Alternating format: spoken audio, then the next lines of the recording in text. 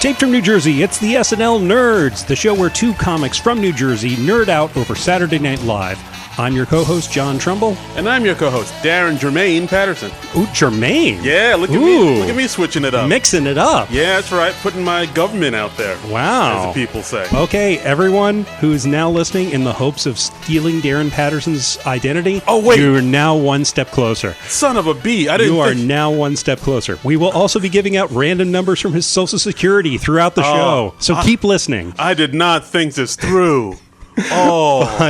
But this week we are going to be talking about the episode from February 16th, 2019. Don Cheadle hosting, Gary Clark musical guesting, season 44, episode 13. Yeah. So, yeah. Gary Clark Jr.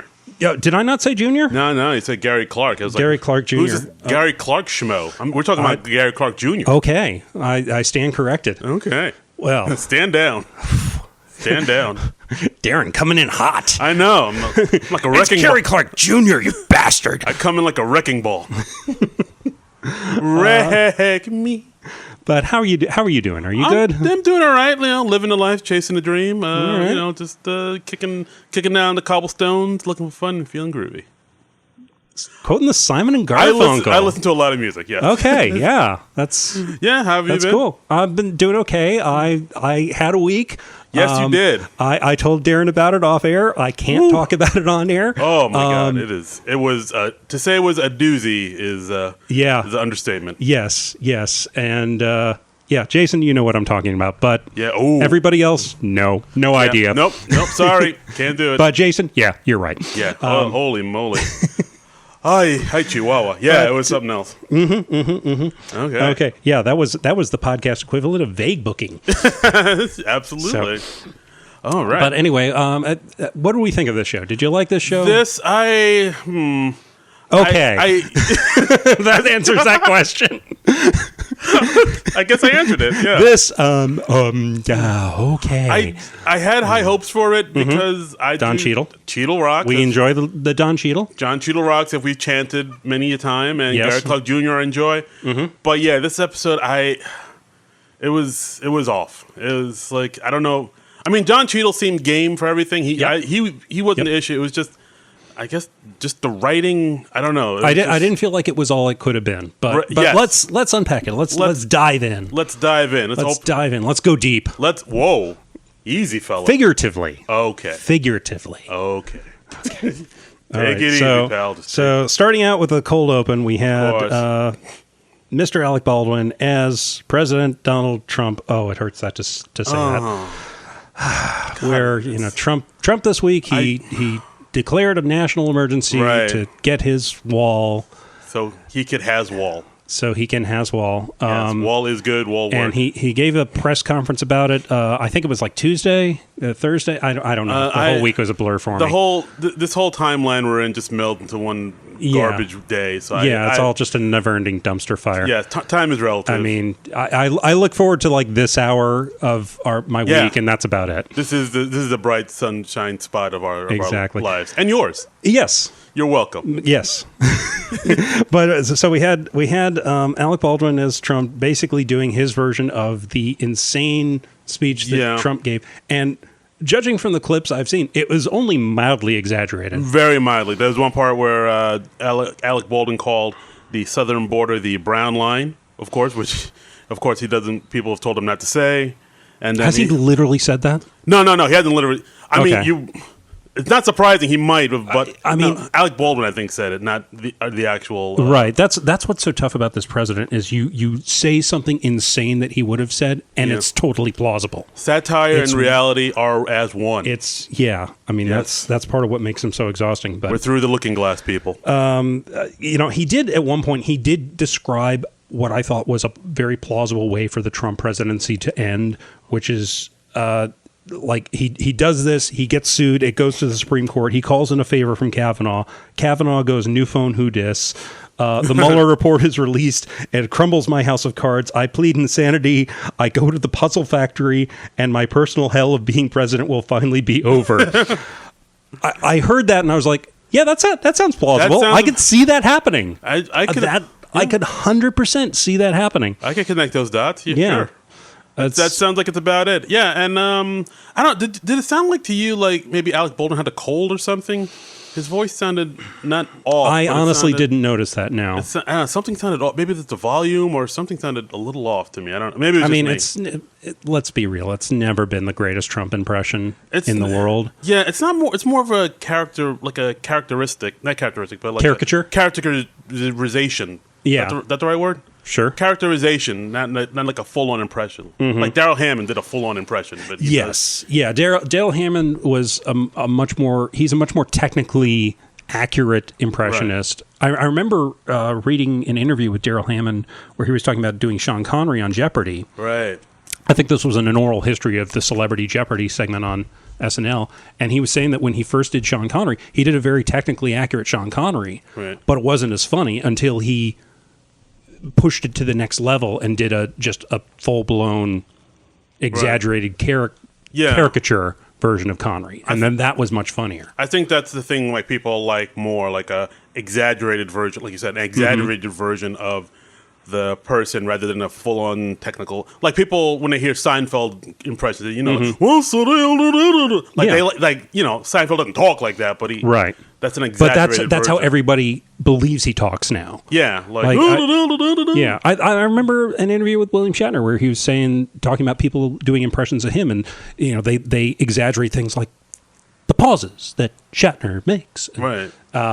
Things like that, and he's like, well, it's tough for me to relate that to to the real me, because I'm sure like Jimmy Stewart was like, I don't go all the time. Yeah, exactly. That's some Dana Carvey stuff. But that's what you got to do. Dana Carvey was a master at that. We're just pushing that impression to the next level. Like he did that with the first George Bush and with Paul McCartney. Yeah. And I mean, just about anybody he did. Yeah, I think when you over-exaggerate like that, then people feel like they can do it too. Mm-hmm, and so maybe that makes it more palatable and more relatable. Yeah, yeah. I mean, overall, I thought this cold open was okay. It was okay. It was just... I find most everything related to Trump very exhausting these days. No, you should. As you should. Because the whole joke of him being president, it's pretty much over, and now it's just sad and horrifying. Yeah, and even like the exaggerated comedic version that we get of Trump on SNL, I'm sort of like, ugh. Yeah, we're just kind of crawling to the finish line. Hopefully. Yeah, it's just tough to have a whole lot of fun with him. I mean, maybe the stuff will be funnier in retrospect when we're looking back on this in like 10, 20 years and be like, remember how insane that time was? Yeah, if the world hasn't imploded by then. Yeah, yes. I mean, we'll be watching it in our little post-apocalyptic bunkers. Yes, of course. Where we're looking like something out of Mad Max or Max Headroom or Max Headroom, some science fiction show with Max in the title. It'll be like an old tube TV that we found exactly in our bunkers. It'll be broadcast on Big Reg's big time television. Yes, as we Blank Reg, that was him. Blank Reg. What's Blank Reg? That was W. Morgan Shepard's character on Max Headroom. Oh wow! Yeah, that is how did you know that?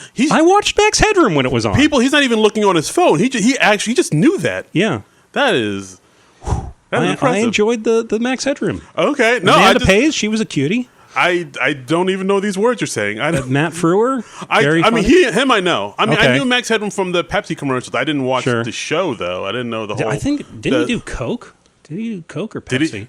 Oh, the soda. Coke. It was Coke that used like the Catch the Wave slogan, right? Yeah. Yeah, because like Max Headroom did the... I thought Max Headroom did Pepsi commercials. We should look this up. We should, yeah. Is this doing how we always just bring up stuff from our past on these modern day shows? Yeah. It's like, I'll just talk about... It's what we do. Yeah, that's what we do. Like Frank's, our producer, Frank Kaplowy, he said to me recently, just lean into the stupid. Yes. And lean in we will. We're leaning in hard. I mean, yeah. I haven't talked about Max Headroom in a long time. I've talked about Trump a lot. Yeah. Let's talk about Max Headroom. I'd much rather talk about Max Headroom than Donald Trump. Any fucking day. People, this is now a Max Headroom podcast. That's right. Call in with your Max Headroom requests and compliments and concerns. Actually, we could turn it into a Max Headroom podcast. I actually know somebody who wrote for that show. What? Yeah, Marty Pasco. Huh. Or he goes by Martin Pasco now, but he was a comic book writer. I've interviewed him a couple times via email, and he wrote for Max Headroom as well. So wow, this is We can make this happen. This is breaking news. All right, fine. This is it. This is where we're taking our podcast. That's now. right. That's right. That's what we'll do during the summer hiatus. We'll watch Max Headroom. It has hardly any connection to Saturday Night Live, I don't think. No, not at all. But you know, it'll be fun to do. That's right. Yeah, that's right. Oh, yeah, cold open. So yeah, it was so. Yeah, it was okay. And then we go into the monologue. Mm-hmm. Don Cheadle hosting, coming out. He came out dancing. Had a lot of energy. Had a lot of enthusiasm. Bouncing. Had a great shirt on. Of course, he talked about like his many roles and how people.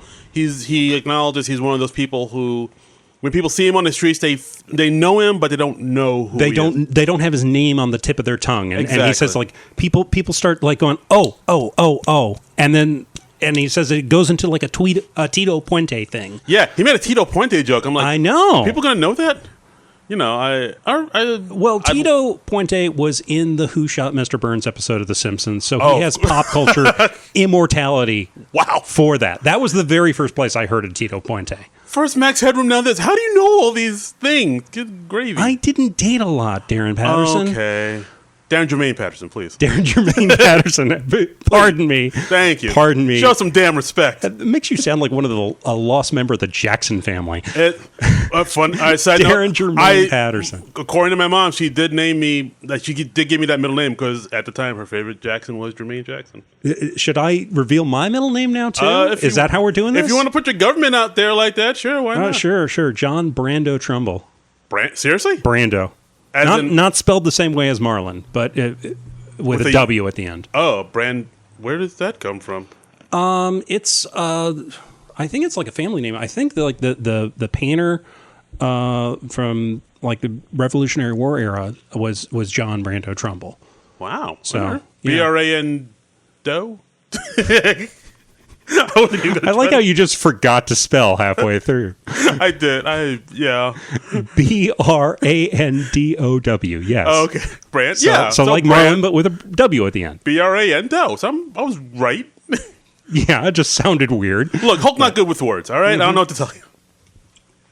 Oh boy. So anyway, Don Cheadle monologue. Yes. It was talking about how the people trying to identify him. It goes into a Tito Puente thing where people were like doing a little dance, right? And then he mentioned the stuff he was in, like Boogie Nights, Hotel Rwanda, and then he mentioned like the one time he was in an episode of Fresh Prince of Bel-Air, and then they showed the clip of as him Ice Tray, and it's like I barely remember that. I have not seen that episode of Fresh Prince. I didn't watch much Fresh Prince of Bel-Air. What? It's a classic. What are you talking about?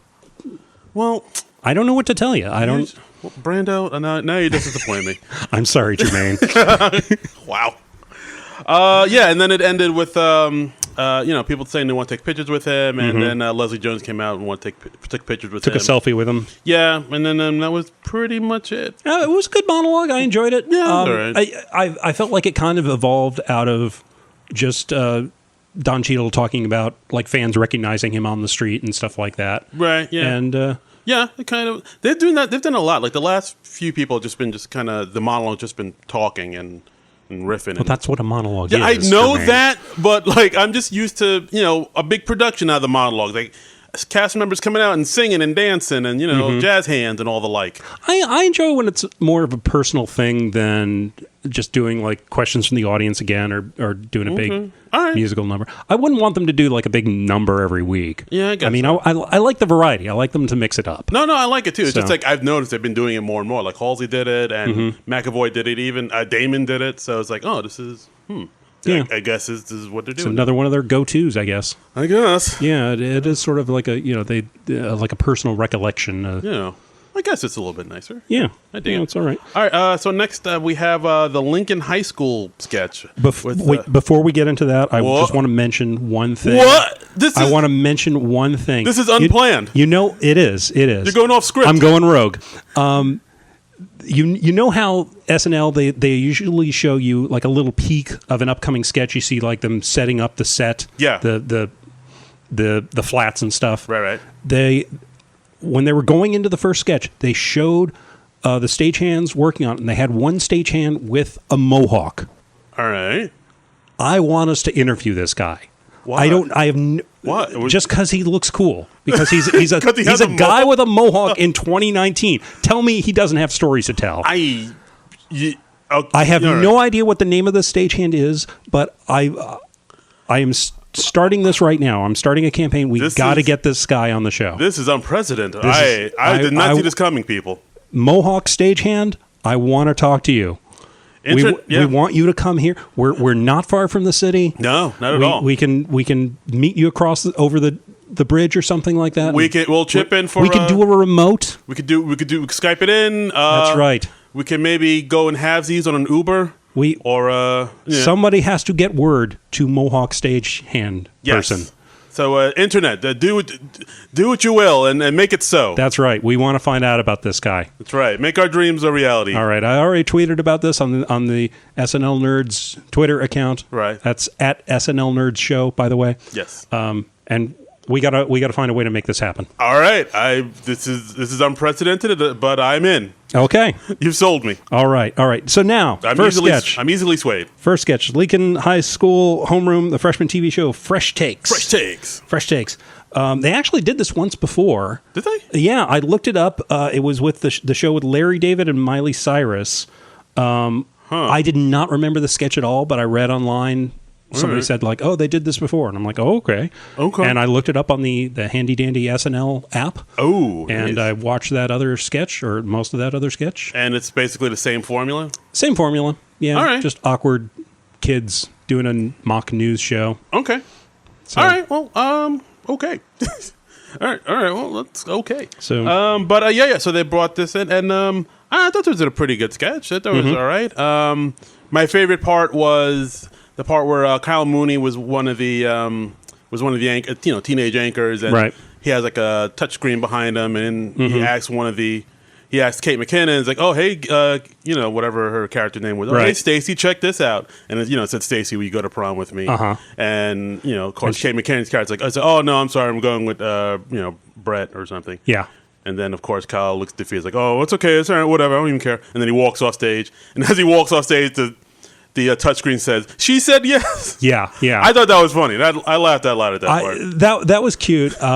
Honestly, I think what I found the most amusing was that it was obviously supposed to be a touchscreen, but it so obviously was not. Oh, it was just like a regular set, and Kyle Mooney was like hitting the screen, and you hear like his hand thump against the screen. I didn't even hear that. Wow. And then I think somebody, whenever he touched it, somebody was using that as their cue to go to the next screen. Oh. I found that very amusing. Oh, okay. It was like a little technical thing. I was like, "Oh, look at that! They couldn't spring for a real touchscreen thing."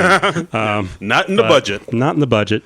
The news division, they get all the touchscreens they want. They get the lasers and the holograms. And they got a whole Pink Floyd setup over there. They do at CNN. They do on election night. They go effing nuts, right? Man. They got no payola for the people in SNL to do their little song and dance show. But, this was, I think, okay at best. It was...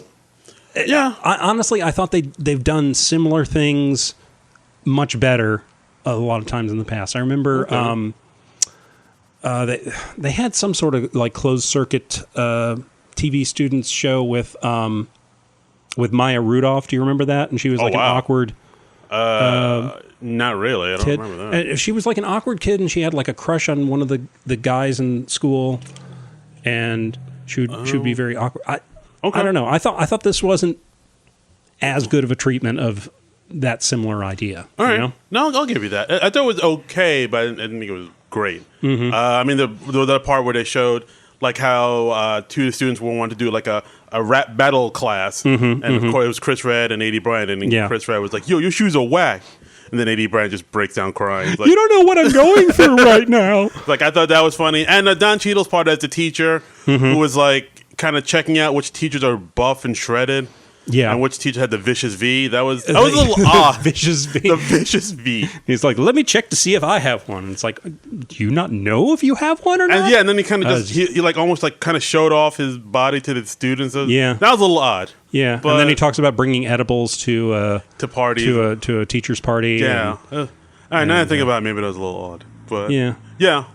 It was cute. I don't really think it was like lead sketch material personally, but no. Actually, no. Wow, all right, you talked me out of it. Now I hate it. Next, we had the Extreme Baking Championship. We had this was we had let's see, we had different people that are competing on one of these competitive baking shows. They're all making cakes based on cartoon characters. right. We had Leslie Jones. She had cooked Olaf from Frozen, but it was a very misshapen Olaf. It looked terrible. Yeah, they showed the designs of the cake, and then they did the reveal where they put up the lid and reveal the cake, and it's just this hideous thing. Yeah. And then Don Cheadle's playing a guy named Jimmy, and he did a misshapen Cookie Monster that has Sean written across the front. Yeah. And they go, "Who's Sean?" He's like, "I don't know. I had no idea." This was terrible. Leslie, she was making excuses for how her cake turned out. She just says, "My nerves got the best of me, and also I'm bad." And then they go to the third contestant, who is Heidi Gardner, and she does like a perfect SpongeBob SquarePants. Yeah, and everybody just kind of dismisses. Like, they just want to move on and get to the bad stuff. Yeah, it's like, oh yeah, it's okay. And then fourth we had Cal Mooney doing a Yoda holding his penis, which was like it was like sort of like a green lightsaber. I thought they were going to say, oh, he's holding a lightsaber and just happened to look like a penis. But then he said, oh, no, he's just holding his penis. Yeah, yeah.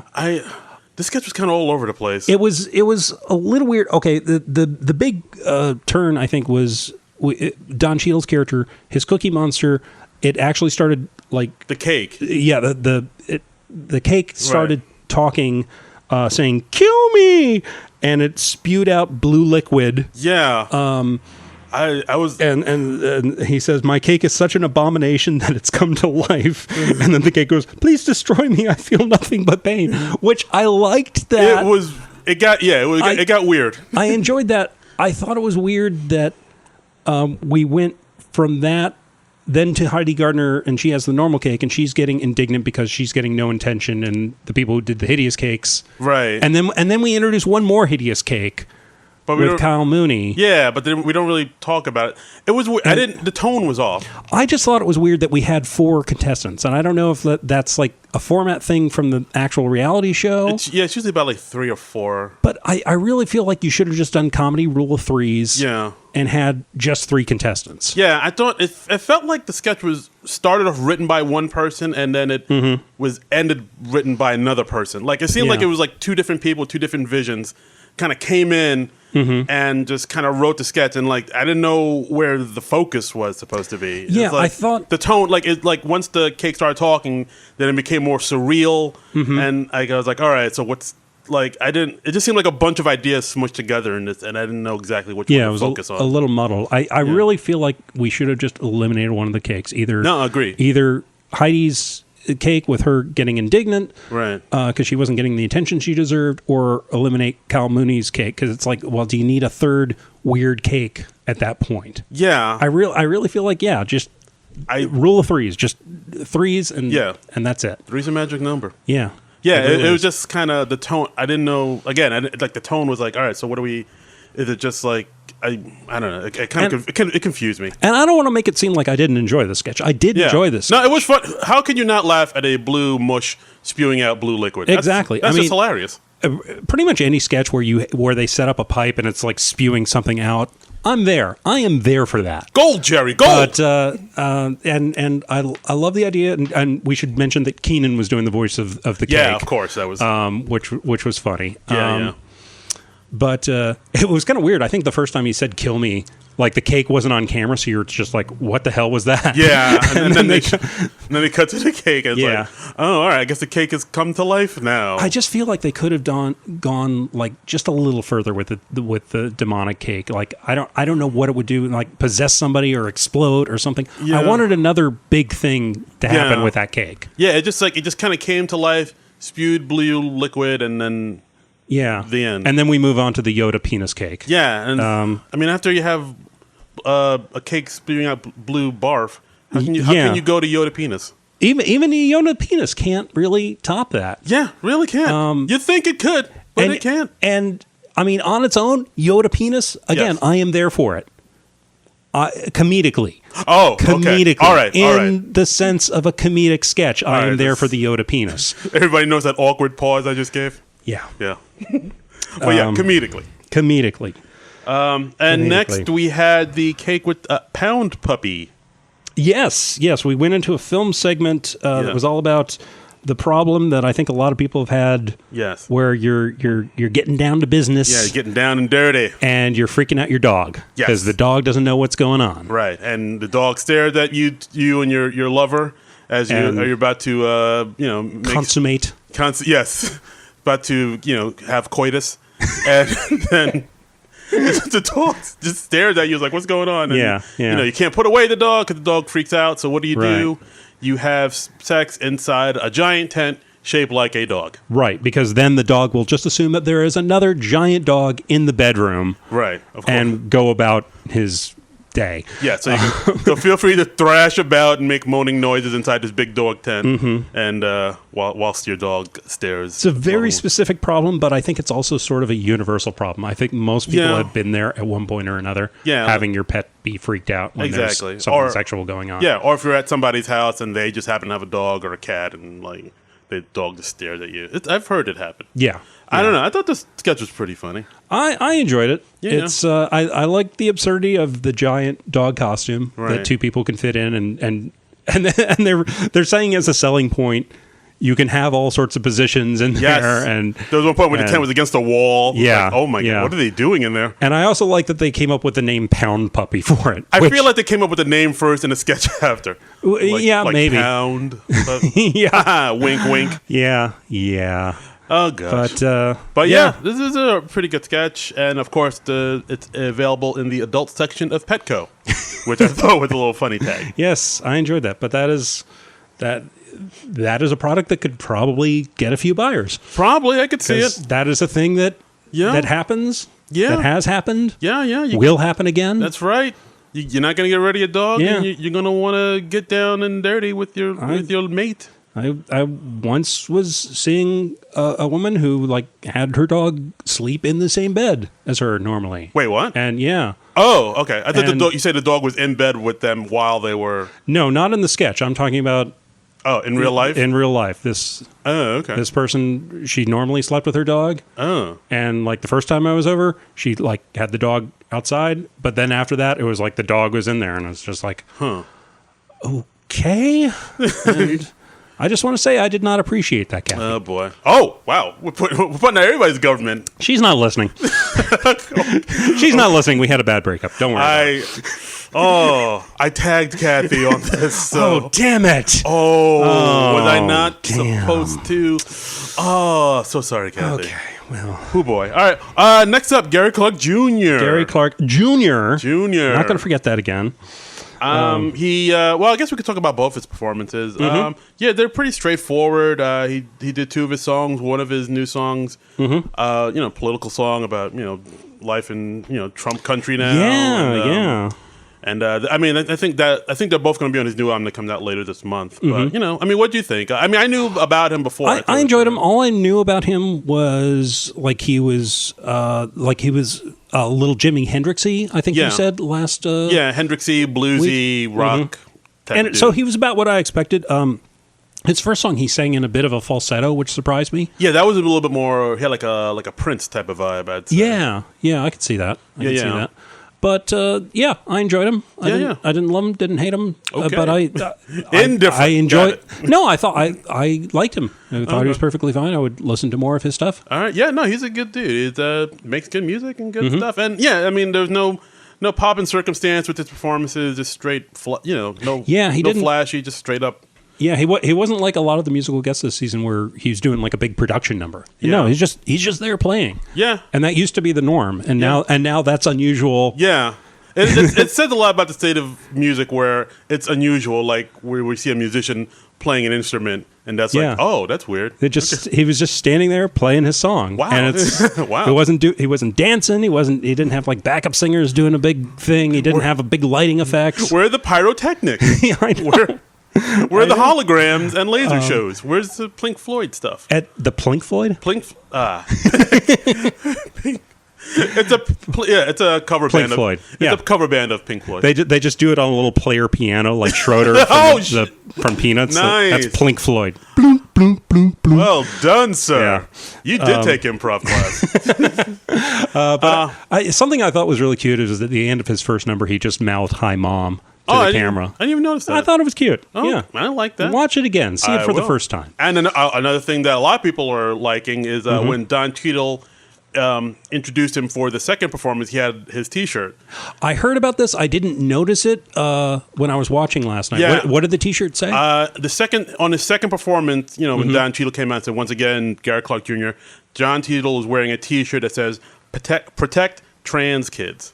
Wow. And a lot of people are loving that. Yeah, So I was like, all right. And he also, there was another thing that Don Cheadle wore towards the end of the show. Yeah, we'll talk about that. We'll talk about that later. Yeah, a little later. That one I noticed. And, Oh. Yeah. I didn't notice that until I read up on it. I was like, oh, how'd I miss that? Yeah. And Don Cheadle tweeted something this morning. He was talking about how, he had such a great experience hosting the show, and he said it was so much fun coming into play and also throw shade. Yes. He mentioned I saw that. So, yeah, those were very intentional clothing choices on his part. We've said it before and we'll say it again. Don Cheadle rocks. Don Cheadle rocks. Don Cheadle rocks. Don Cheadle rocks.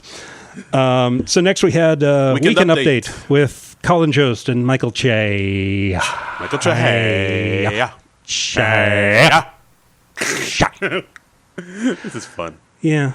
Usually Weekend Update is pretty strong, but even I'll admit, I was like... This was a weak segment, the Weekend Update. This is a weekend update. Colin in particular had you never like Colin, though. I don't hate him as much as I used to. I always have to qualify this. Oh, wow, but all right. He particularly had a bad night. He bombed a lot. Yeah. I will say more than he should have. Everybody has them. Yeah. He did have a line that I liked where he was talking about the Trump speech about declaring the national emergency to build the wall. He said, watching that was like watching Schoolhouse Rock have a stroke. I thought that was a good line. That was a good line. But he later did a climate change joke about having an outdoor press conference in February, and it got this real tepid response. It was just I thought that was a great point, but no one went with him on that. Yeah, he just... I don't know. He didn't push the joke enough, or maybe it was the delivery or something. Or maybe it's I don't know. Maybe it's too real for you guys. Maybe. Oh, I'm sorry. Yeah, that's it. Colin Jost was too real for us. Oh, am I too real? It's too raw for you? Yeah, Colin Jost is just dropping the truth bombs. Is Collie J just too real for y'all punk ass? What? Mic drop. I could see him do. Yeah. Colin Jost. Because when I think Colin Jost, I think too real. Oh my God, he's so real. I think the guy from Staten Island who plays golf and does the what was the commercial he did? The Izod commercial? That's the commercial. Who's dating Scarlett Johansson and who went to Harvard. Yeah, he's too real. He's too in your face. He's too real. He's the new Bill Hicks, man. Why don't you get behind it? Why don't you grow up and listen to Ratatouille? Oh, God.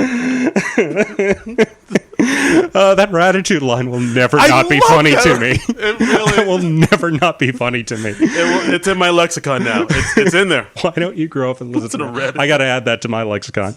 But we had Michael Che, and he was kind of feeling some of the same exhaustion we were talking about earlier, where he's just I'm sick of telling Trump jokes. And he said, now he's been going on with this insane idea for so long. Now I kind of want to see the wall because it's just such a bad idea and he's hitting it so hard. Yeah. I want to see him do a PowerPoint presentation.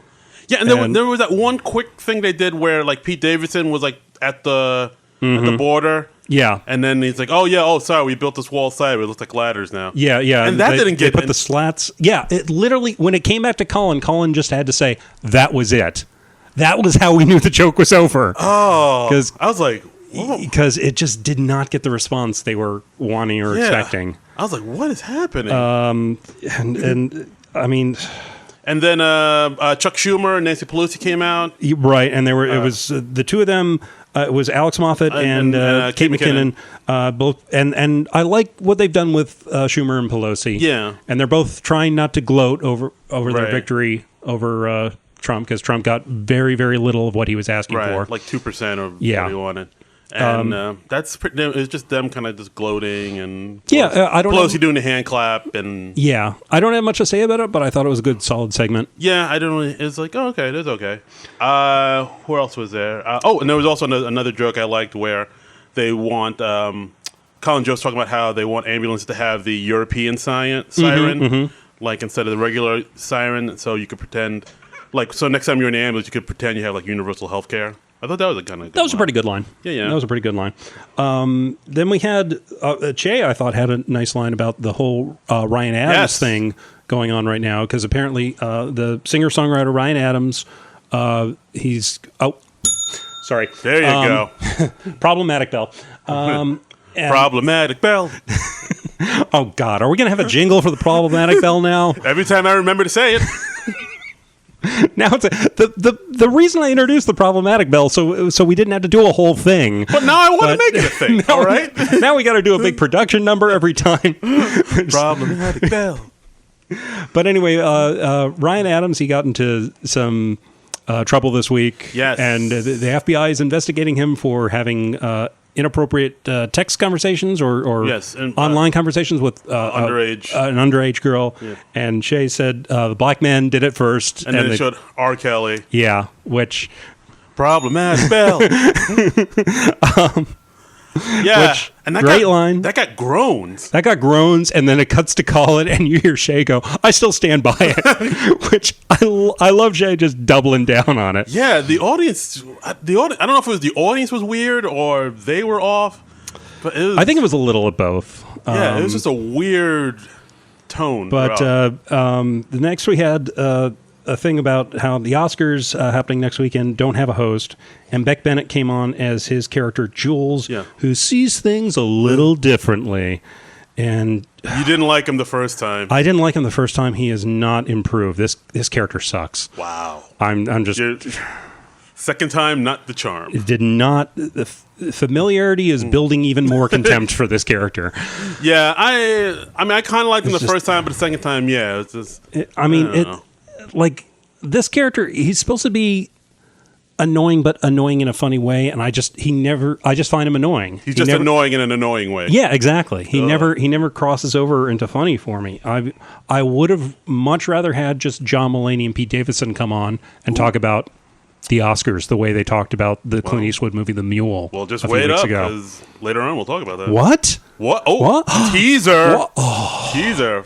Foreshadowing. Oh, I wonder what's going on. I know. Jeez, I'm going to have to listen to the rest of the show and find out. That's right. Stay tuned, kids. But this Jules character, I kind of, when you say like Black Panther, or as I call him, Equal Panther. See, you laughed. You just because you're funny. Oh, thank you. Of course. The Jules character, not funny. Follow me on Twitter. They're incredible. But yeah, actually, it's funny. This came up in my Facebook memories this morning because apparently, like a year ago today was when we saw Black Panther. Ooh, and my friend Frankie had a line who just said, "Orange is the new Black Panther." That makes me laugh. It's stupid, but it makes me laugh. I like it. I'll allow it. But yeah, this Jules character, I can see how he can be great. It seemed like the audience wasn't digging him either. Yeah, it was just he was. It was just pretentious and annoying. And if I want a character who's like pretentious and up their own hindquarters too much, I'd rather have the girl you wish you hadn't started a conversation with at a party. Yeah. Because I always found that character funny. Yeah, and actually, this is pretty light Cecily Strong episode, too. She wasn't in a lot. It was, yeah. She didn't show up too much. She was in the press conference at the beginning, and she showed up again a little later. Oh, yeah, we'll talk about that. Oh, yeah. Wow. Yeah. In my notes, I literally have Colin is bombing tonight. He had the Cheez-It joke. And the Katy Perry shoe joke. Oh yeah, it looked more like Miss Potato Head. Yeah, and that just did nothing, and it was just like, And Colin, these days he usually does better than this. This was like his first year on the show. Yeah, sometimes we have off days. I don't know what to tell you. But again, sometimes as comedians, we know sometimes it is the audience. Yeah. But sometimes I really sincerely don't want to hit Colin too hard. Yeah. On it. I mean, just cut him some slack, man. I mean, he works on SNL. He's dating Scarlett Johansson. Just give him. He's allowed to have an off night. You're right. Yeah, just cut him some slack, man. He needs this. Yeah. You're right. He's had a really rough time of it being head writer on SNL and dating Scarlett Johansson. He's had a rough go, man. Bro, he has had to overcome a lot of hardships. Right? You're right. You're right. He's had adversity. You're right. Thank you. And then they ended with the Mikey Day's character, Mort Fellner. The super centenarian. Yes. Which is like somebody who's at least 110 years old, I think. I thought it was over 100 or 110. No, I think it was over 110. Oh, okay. They explained it, and I didn't put it down on my notes. I zoned out. I mean, the joke here was basically like everybody is dying. Yes, they're all dead. Including the joke of this segment. Ooh, it's just a weak way to end it. Yeah, I was actually online while this was happening on the Twitters and the people who follow that week in SNL. Yeah, and he actually made a good point. He said, like, this seems like something that Tim Kazurinsky would have done in the 80s. I saw that tweet. Yes, and it was like, even the voice kind of sounds Kazurinsky-esque. Yeah, I was like, this is like the whole Scott seems. Like, and just to clarify, that's not really a compliment. No, it is not. Yeah. Yeah, yeah. Because Tim Kazurinsky, funny guy, didn't do that great on SNL. Officer Sweetchuck, come on. Yeah, Police Academy movies, that's canon. But yeah, this was, Yeah, I mean, usually the Weekend Update's the strongest part. This was, I was like, wow, it was a mixed bag at best. At best, and that's being generous. You're being kind. Yeah, I was like, oh. I mean, I always enjoy what Jay does because I've said it many times before. Yeah. He always finds like a nice fresh slant, and that's really tough to do in the news these days, especially when you're doing it like the end of the week the way SNL does, when you've already had like a week's worth of the Daily Show and Stephen Colbert and whatever else in the comedy world. Right, exactly. I mean, Weekend Update's usually kind of late to the party these days, but very much but Jay usually finds a nice take. Yeah, but this was... I don't know. Honestly, part of me wouldn't mind just seeing Jay do it solo, but he and Colin have developed a decent interplay. Yeah. They have a good rapport. Where they have like a really funny black guy and then a kind of lame white guy. Wow, you're hitting. It's a formula that can sometimes work. Like I mean, if you were doing a podcast with that format, I could see that. It could work. I could see that working. Yeah, like a super cool hip black guy with a kick-ass middle name, right? And like the nerdy and a nerdy. Pasty white guy. Yeah, just who is not dating Scarlett Johansson, not dating ScarJo, just trying to pull it together, just trying to get by as best he can. Yeah, next to like a super cool hip, being carried by the super cool black guy, like super buff, really awesome. Life is going his way. Has like a nice close cropped beard, right? Kick ass threads, smoky eyes, What? Sorry, what? So the next sketch, Family Feud, Oscar nominee edition, Celebrity Family Feud. Oh, Celebrity Family Feud. You're right. Yeah. Where we had the film veterans versus the movie newbies. Right. Where we had Kenan Thompson doing his Steve Harvey once again. And Steve Harvey, he's bald and he's got a mustache and he has funky suits and I got a mustache and a crazy suit. And so let's run through who everybody was playing. We had Don Cheadle, Spike Lee. Yes. We had Kate McKinnon as Glenn Close. Yes. Great impression by the way. Yeah, that was good. Great Glenn Close impression. I would like to see her do Glenn Close again. Ooh. It was really good. We had Beck Bennett as Sam Elliott. Decent Sam Elliott, I thought. I liked his line where they said if he wins the Oscar, he's going to like get his neck fixed because my head won't stand upright. Yeah, that's. That was cute. Yeah. And we had Cecily Strong. There's Cecily. Hey, we had Cecily Strong. One of our favorites is Olivia Colman from The Favorite. The Favorite. Thank you. She was also in Hot Fuzz. Oh, was she in? What did she do in Hot Fuzz? She's a female cop. Oh, the lady cop. Jeez, I didn't realize. Yeah, that's how. I didn't know who it was either. But then I read her thing. I was like, oh, Hot Fuzz. That's like. I'm gonna have to watch Hot Fuzz again just to see her and appreciate her. And, I need an excuse to watch Hot Fuzz again. But guys, watch Hot Fuzz. It's one of the best comedies. Comedies? Oh, God. It's one of the best comedies ever. It's one of the best comedies ever. No, but it's a great comedy. Like Hot Fuzz is so underrated. Yeah, it really is. It is on a par with Shaun of the Dead. I think. I'm a huge God, what's wrong with me? I'm a huge Edgar Wright fan, and like my two favorite Edgar Wright movies are Scott Pilgrim vs. the World and Hot Fuzz. Solid choices. Like those solid choices both. Those two are just above and beyond. Yeah. Well, I am so excited now that I know that Olivia Colman was in Hot Fuzz. Check her out. I had no idea that was her. Yeah, she's like the one female police officer. But back to the sketch. Yes. we had Cecily, and I thought it was a good impression. But like they said in the sketch, people still don't really know who Olivia Colman is, so it was kind of lost. Yeah, that's true.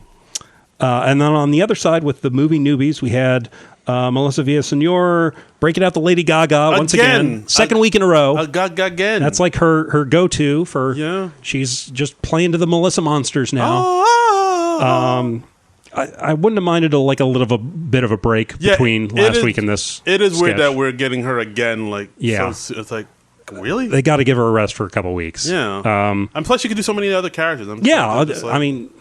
For that too, and we had Kyle Mooney as Bradley Cooper. Not a great impression. He's not an impressionist. He's not an impressionist. I mean, honestly, a lot of them aren't impressionists. He didn't really look like Bradley Cooper. He didn't really sound like Bradley Cooper. If they hadn't said it was Bradley Cooper, I would not have been able to guess. Like, why is Kyle Mooney with facial hair on stage? Yeah.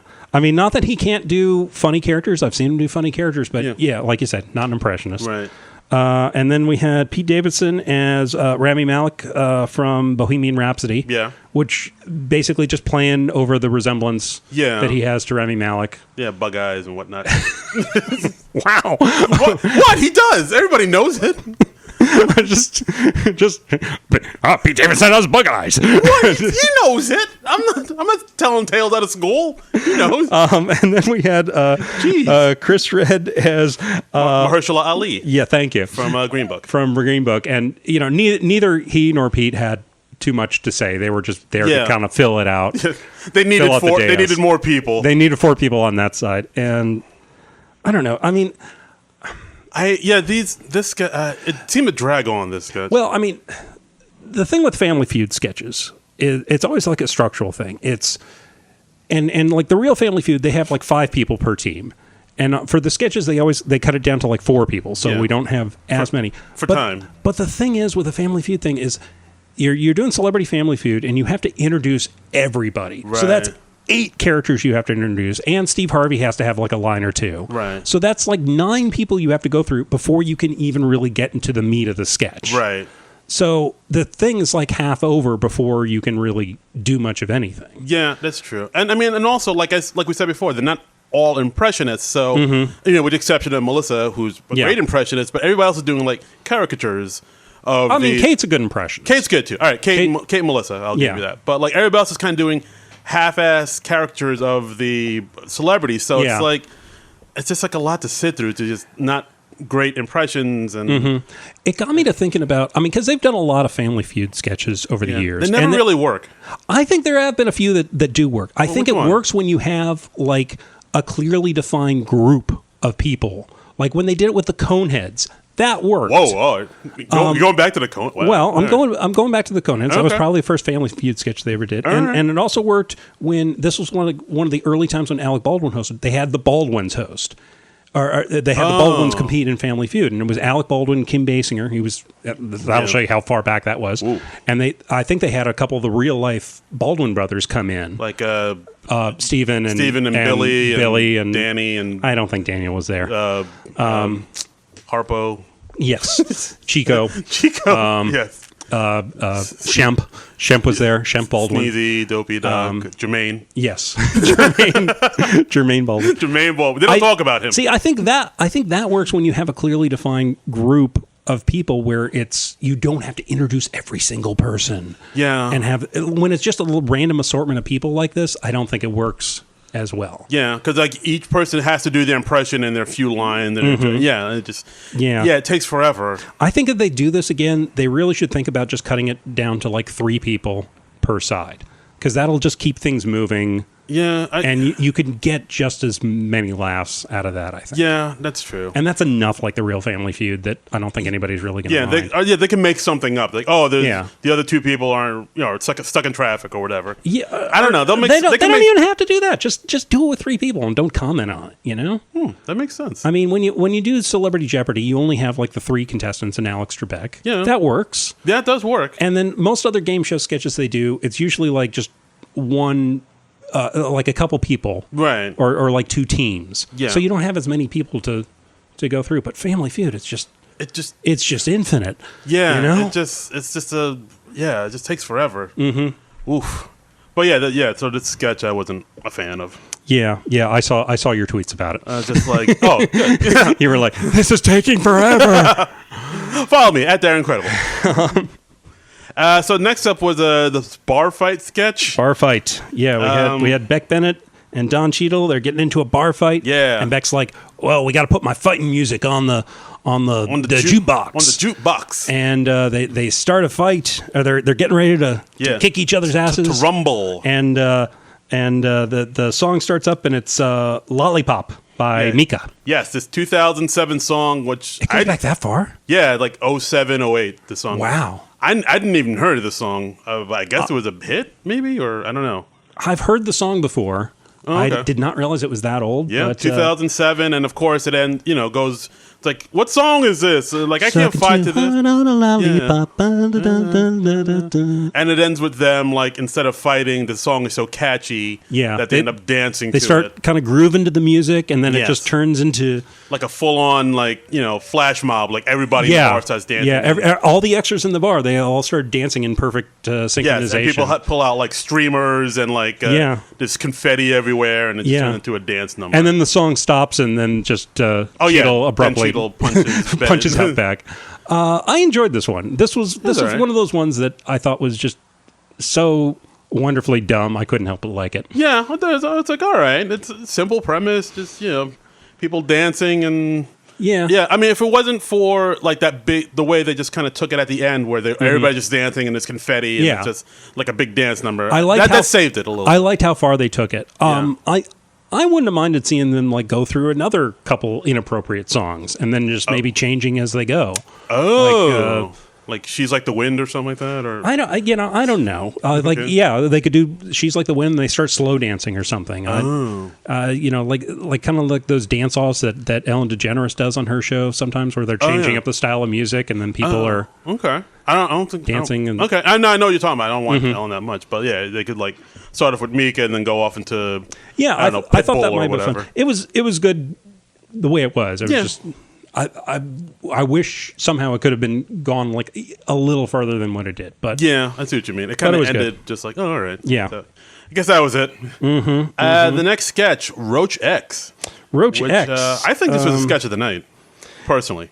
Yeah, that was your favorite. I saw. I liked it. You were a big fan of that. This one went surprisingly dark. This was yes, it did. It started out as like a typical Roach commercial. We had Don Cheadle and Kyle Mooney and.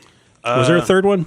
Kyle Mooney, Don Cheadle. No, there were the 2 Roaches, and then there was a family with Mikey Day, Heidi Gardner, and then it started off with the voice saying, "Oh, roaches coming into your home," and it has Don Cheadle and Mooney coming dressed as roaches, but, like those old commercials from like the 70s or 80s, right? And in this commercial, they're like bad house guests, yes. And it's like, oh, you just can't get rid of these roaches. And then they take it further. Yes. And Don Cheadle sleeps with sleeps with Heidi. He sleeps with the wife and sleeps with the wife. And like he's like the roach is like cozying up to the kid and like he's basically kind of becoming like the father figure, a surrogate father. Yes, exactly. And then we have Mikey Day coming up with the Roach X bug spray. And he's like, get out of here, you're drunk.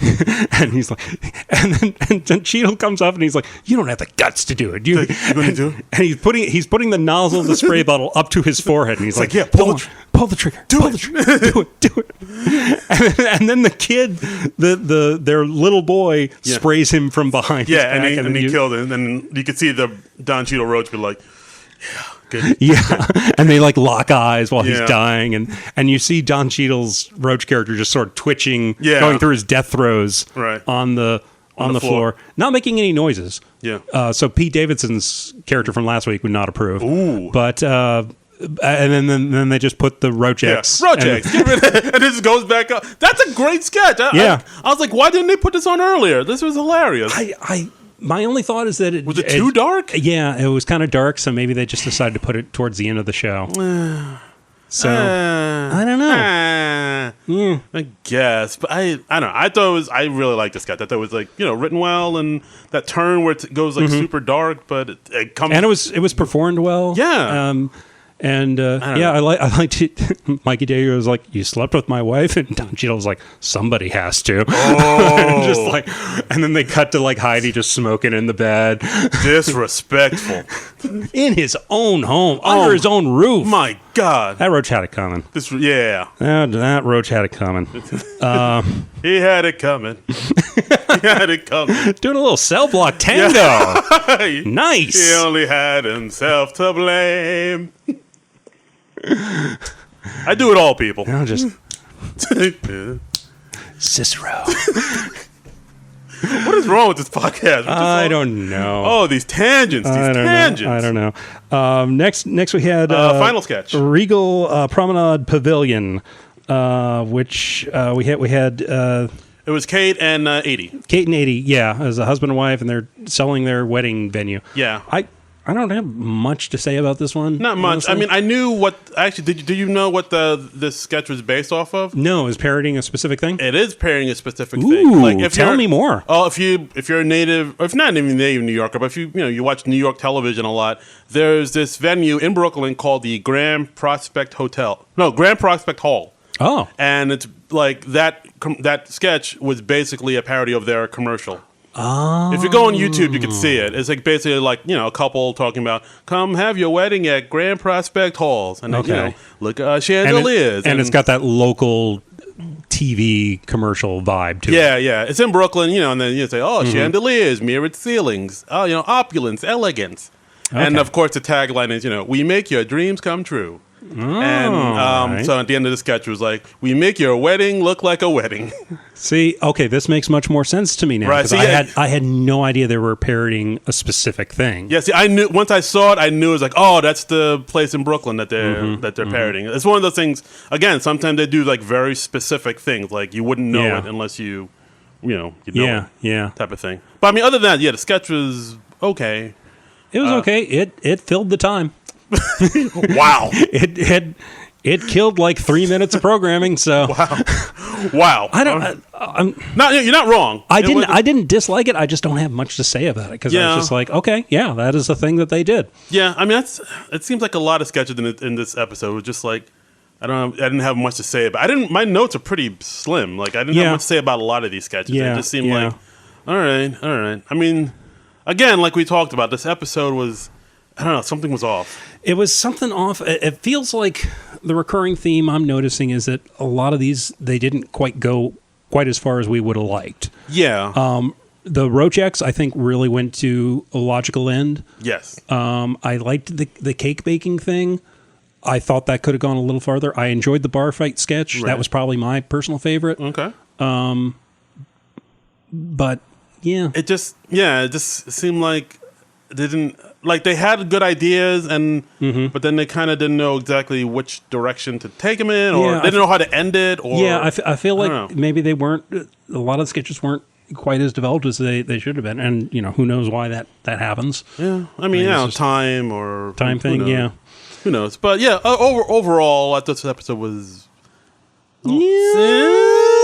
Yeah, that's pretty much it. Yeah, it was. Which is a bummer because I was really looking forward to it. But I mean, I don't put the fault on Don Cheadle. No, I think it was a writing thing.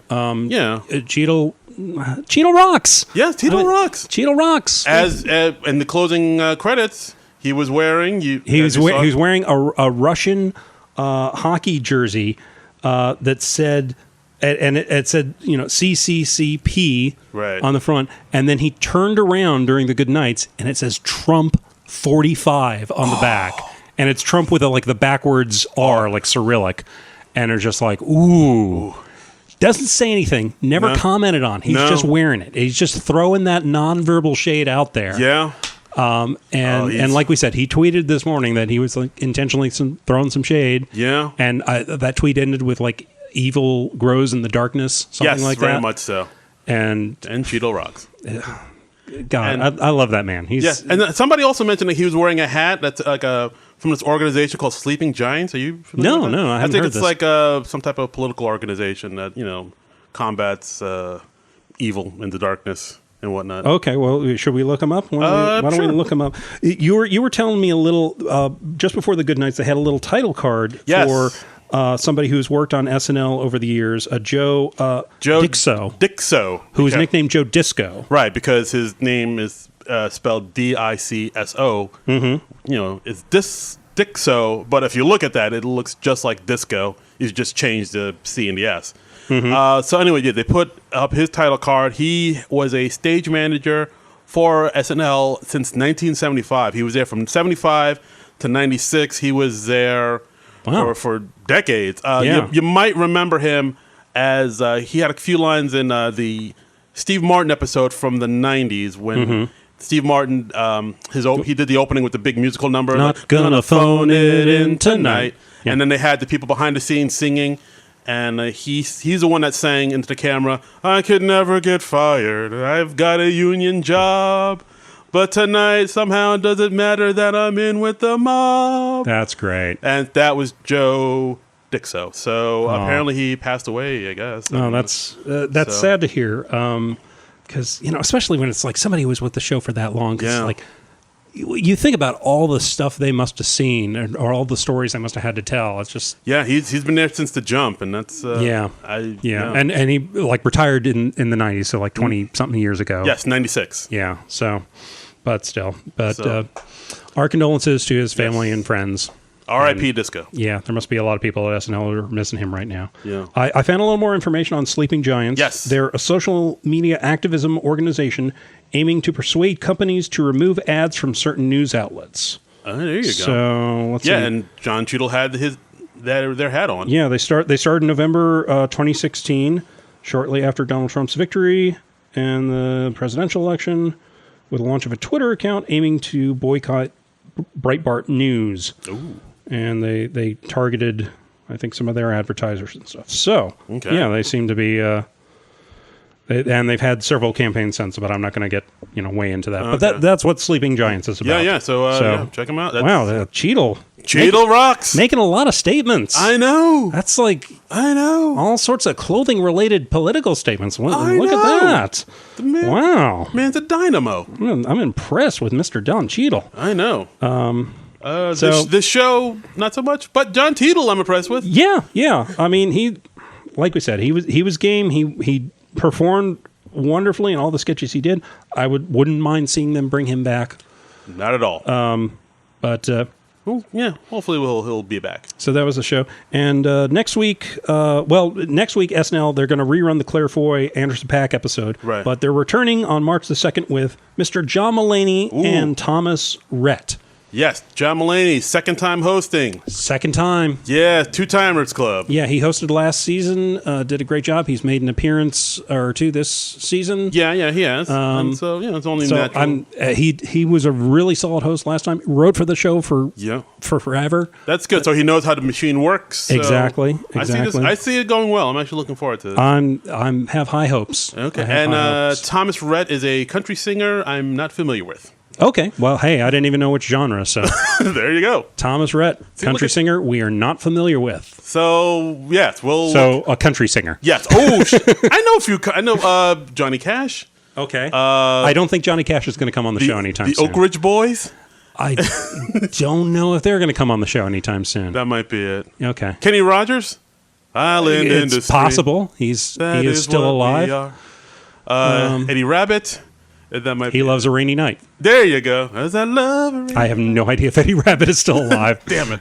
All right. And so that's it. So we should mention some updates, some news. Yes, we got some donations. We got some money. We got a Patreon donation. Yeah. Over at Non-Productive.com. Right. We got it from, I think we can safely say, friend of the show. Justin Garner. Gardner. So if that name sounds familiar, it is because he has a connection with Heidi Gardner. He is the brother of Heidi Gardner. And so Justin gave us a little cheddar, little cashola, clams, some mullions, as some would say, on the Patreon over at Non-Productive.com, which you folks can do too. You can be cool like Justin Gardner. Yeah, don't you want to be cool like Justin and give us some money? I know.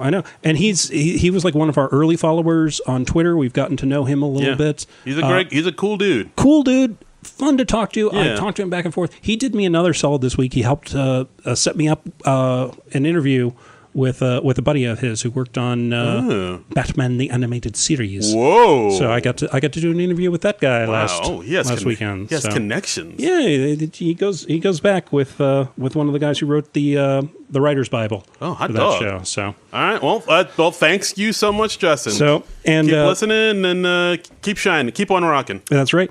And we need to give another shout out to Casey Killingsworth. Who started following us on Twitter. I remember last week when we were waiting to record. Yes. I was waiting for you to arrive in the studio, so I just got on the Twitter account and I said, hey, anybody who gives us a like and follows the account, we'll give you a shout out on the next episode. All and right. Casey did that, and he also rated us on the podcast app that they listen to on. It just occurs to me now. I'm not sure if Casey is a guy or a girl. I'm going to assume a guy. Don't assume. Ugh. I'm just going to Casey can be a woman. Can he be a man or a woman? It's 2019. Okay, man. It looks like a dude in his Twitter profile pic. So I'm going to say that and just blanket apology if I get that wrong. Problematic bell is broken. Problematic bell. It's a problematic bell in more ways than one. Problematic bell. But Casey left us a review on the podcast app they listen to on, and it says one of the out of the 4 SNL podcasts I currently listen to, these in caps, these 2 guys definitely have the best chemistry out of all the hosts. Boom! Great job, guys! Yeah. So thank you very much for that, Casey. And take that SNL after party. They did not specifically say which SNL podcast they listen to. Well, I just assumed. Just that we are one of the 4, and then they think we have the best chemistry. Apologies, SNL after party. I was drunk on power when I said that. So we don't know. There are other SNL podcasts out there. We love them all. Yes, we're all family. We are all brothers. Yes. In the SNL podcasting world, we all brothers in arms. We're about the love. Darren Jermaine Patterson. Come on, people now. Shine on your brother. Everybody get together. Try to love one another right now. But, so that... At Darren Credible. Yeah. So, that is our show for this week. That's it. I should say one more thing. Like last week, we tried out a new closing tag line. Oh yeah, for the end. Should we do plugs or anything? We'll do plugs in a minute. I just wanted to address this. I don't know where you're going, man. Okay, you're going rogue on me. Well, give me a minute. You maverick. Trust in me. Right. Trust in me for one goddamn minute, Darren Jermaine Patterson. All right. One goddamn. Fine. That's all I want from you. Just give me a minute. Fine. Just go. Give me a minute. Go. Just go. See what I put up with, people. He's drunk with power. He thinks just because he's like the funny black guy on the podcast. Funny, black, handsome guy on the podcast. Okay. Show some respect. But anyway, yeah, I should give an apology to one of the other SNL podcasts, because last week we tried out a new tagline that we were excited about. That's the show and we are out of here. We did not realize that our friends at That Week in SNL were already using that as a closing tagline. So we're of course not going to use that anymore, and we're going to figure out something else to do. Call off your lawyers. Yes. Right. Let's not bring the law into this. Yeah. Just because we don't want to be too close to what anybody else is doing out there. We want to be our own thing. We don't want to be, and we haven't figured out the new tagline yet, but we'll figure out something, and then we'll. If you have an idea for a new tagline, tweet at us. Yeah, tweet at us. He's at Darren Credible. I believe you mentioned that a time or two. Oh, did I? I'm at Trumbull Comic. We also have the show. Twitter account at SNL Nerd Show. Yes. So tweet at us at any one of those locations. Slide in our DMs. Yeah, that's right. Just slide in there. Slide in there like you're a roach getting Sleeping with Mikey Day's wife. Oh, you're going that route. Slide in there. I was about to sing Goo Goo Doll Slide, but I liked what you did. Or like a pound puppy. Just oh, it's a very sexual show this week. Very sexual show. Just lube it up and slide on in. What? Oh, you were saying it first. Yeah, but you introduced the lube into the equation. All right. So so now you know a little bit about me. Okay. So the next show, what are we talking about now? Oh, we were talking about what a train wreck this show is at the end. Oh dear. Hi, Frank. So yeah, if this is why we need a closing line, so we don't degenerate into chaos like this at the end of the show anymore. Please give us a closing line. So, is there anything else you wanted to plug before we sign off? I don't know if you guys know this, but I have a Twitter account. You can follow me there at Darren Credible, Twitter and Instagram. And if you're in Jersey, I'm doing shows. What am I doing? Oh, the 28th of February, I'll be at Paisanos in Rutherford hosting for Kevin Downey Jr. And in March, I got a few shows. I'll be in Tarrytown, New York, and I'll be in D.C. on my birthday weekend doing some shows. Yeah, so if you're in the D.C. area, holler at your boy and follow me and follow all the info about my shows on my website, Darren Credible. That's DARIN Credible. Okay, and I am, as always, at Trumbull Comic on Twitter. You can follow me on there and suggest stuff and get into fights with me about who the best Joker was, which is the conversation I had with Justin last week. Do you have a stance on, or do you want to announce? Mark Hamill. Mark Hamill. Well, controversial. Mark Hamill. It's always going to be Mark Hamill. Okay, all right. It's going to be. I this week I tweeted that because Ben Affleck announced he was leaving the Batman role. Yeah. I would love to see Armie Hammer step in or John Hamm, and then we can have Mark Hamill as the Joker, and we can have an all ham Batman movie. Ham it up. I want us to ham it up. Armie Hammer, soundtrack by MC Hammer. Yes. Hamilton soundtrack. Yes. Clips in there. Yes. The whole movie will have a nice honey glaze to it. Yes.